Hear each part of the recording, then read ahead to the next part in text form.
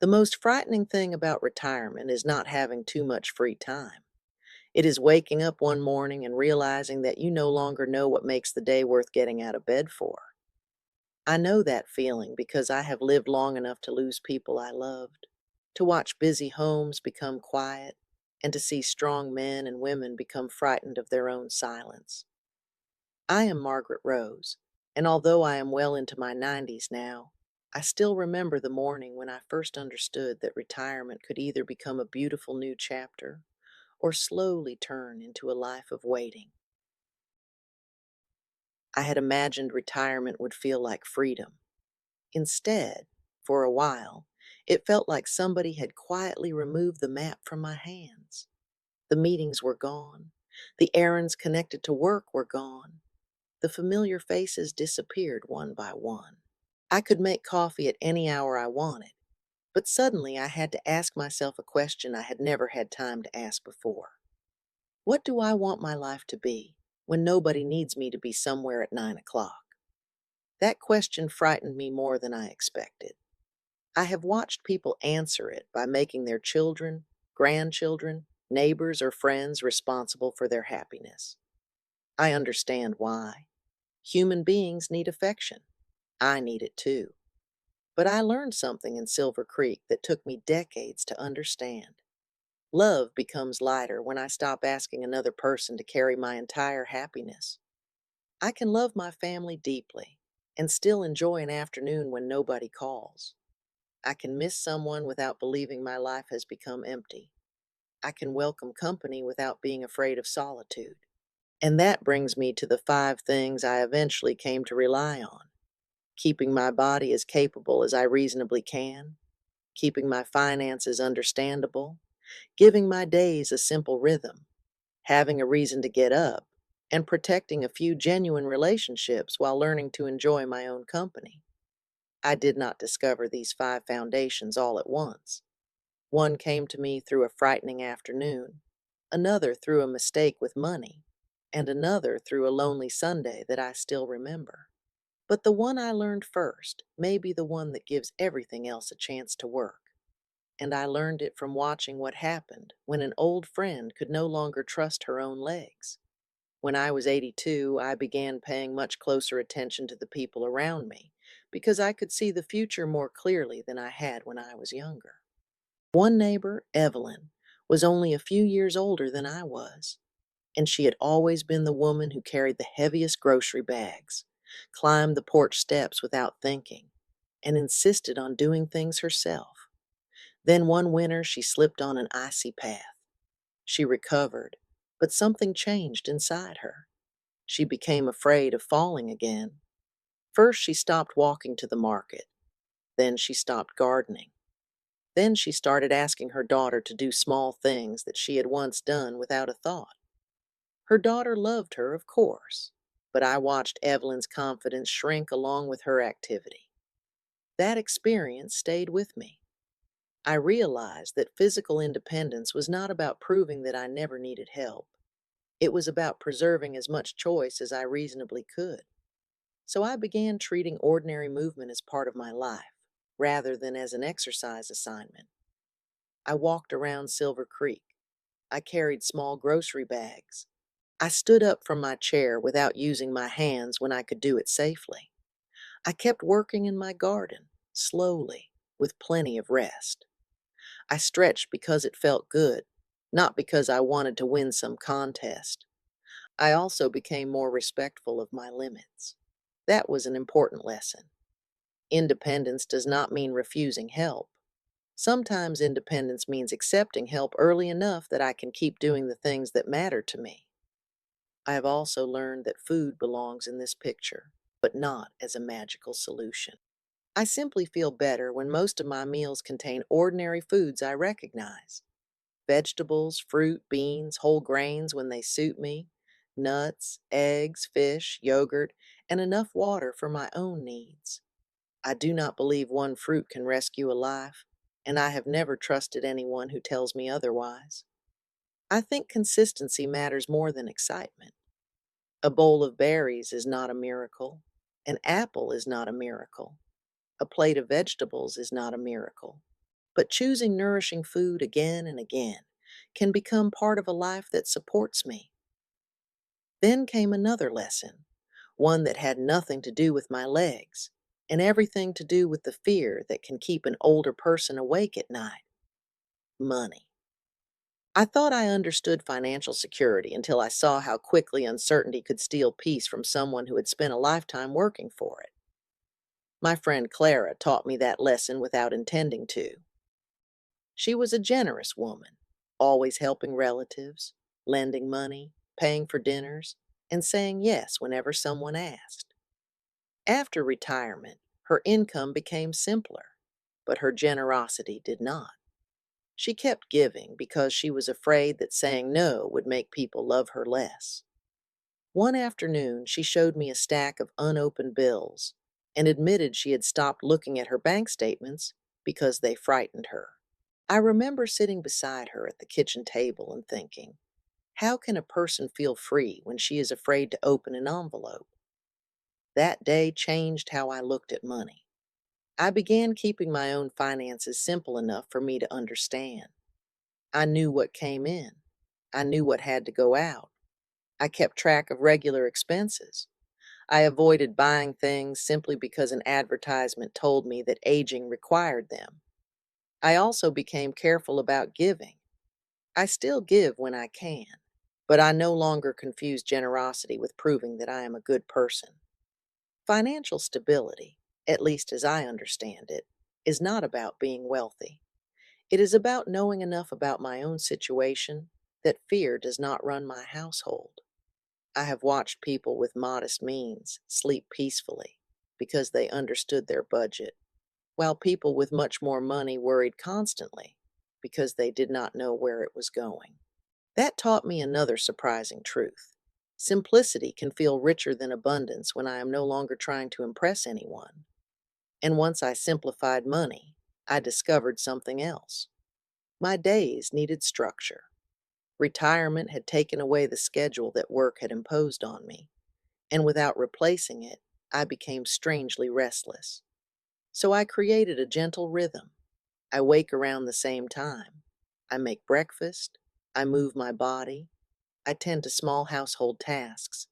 I read. I cook. I spend some time outside when the weather allows. I make calls on certain days. I leave room for unexpected pleasures. I do not schedule every minute. I simply give my day a shape. That little rhythm helped me stop asking, what am I supposed to do today? Because I already knew where the morning could begin. But the afternoon was different. Morning routines gave me stability, yet they did not answer the deeper question. A person can have a tidy house, a balanced budget, and a healthy breakfast, and still feel as though something important is missing. I discovered that missing piece one spring when I started doing something that seemed almost embarrassingly small. It changed the way I saw my age. I began helping a young girl in my neighborhood with her reading. Her grandmother asked me one afternoon if I would sit with her for half an hour each week because the child was struggling and enjoyed listening to stories. I almost said no. I thought, I am retired. I have already spent my life taking care of responsibilities. Why should I take on another one? But I said yes. That half hour became one of the most important appointments in my week. The girl would arrive with a book under her arm, climb onto the chair beside me, and tell me about school before we read a single page. Sometimes she read beautifully. Sometimes she stumbled. Sometimes we spent more time laughing than reading. What mattered was that I had somewhere to be and someone who was happy that I had shown up. That was when I understood the fourth foundation: purpose. I do not mean a grand mission. I do not mean starting a company at 90 or changing the world. My purpose can be wonderfully ordinary. I can grow tomatoes for my neighbor. I can call someone who is grieving. I can teach a recipe. I can write a letter. I can care for a garden. I can preserve family photographs. I can tell a grandchild what life looked like before the internet. I can simply be the person who remembers somebody's birthday. Purpose gives shape to time. Without it, days can become indistinguishable. With it, even a quiet morning can feel significant. I have seen this repeatedly among older people I have known. The happiest ones were not always the healthiest, richest, or most socially active. They often had one small reason to be needed. That observation changed something in me. I stopped asking whether I was still useful compared with the woman I had been at 40. Instead, I asked what usefulness could look like now. Sometimes my usefulness was tiny. That did not make it meaningless.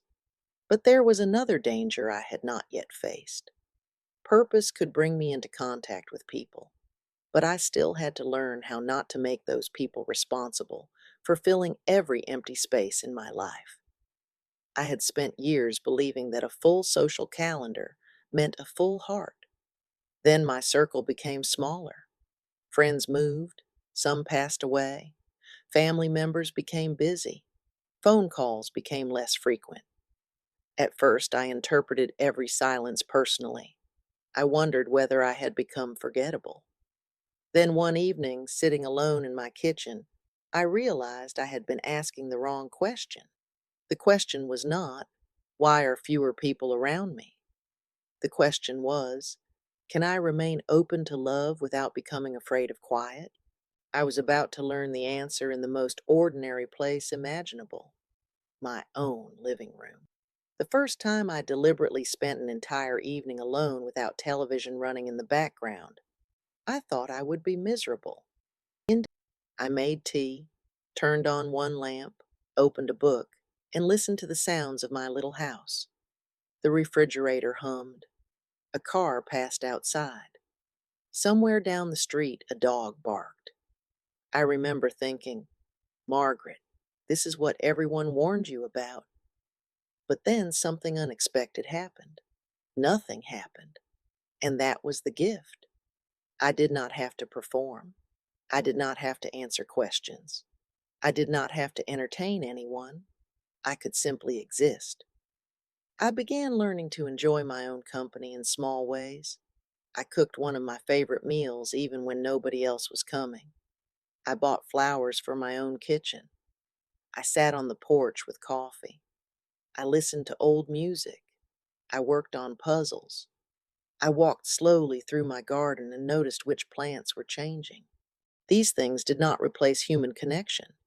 They made human connection healthier because I was no longer approaching every conversation with the silent fear that it might be my only source of happiness.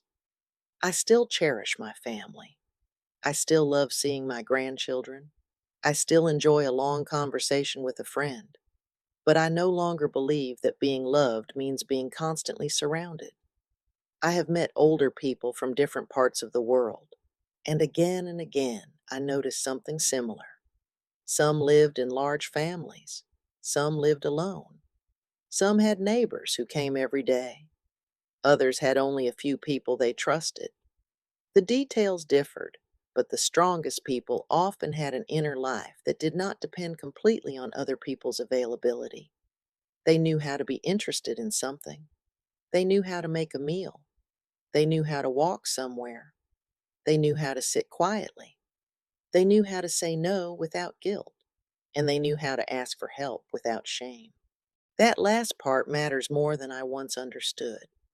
Independence and connection are not opposites.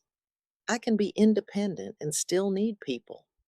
I can enjoy solitude and still ask a neighbor for help carrying something.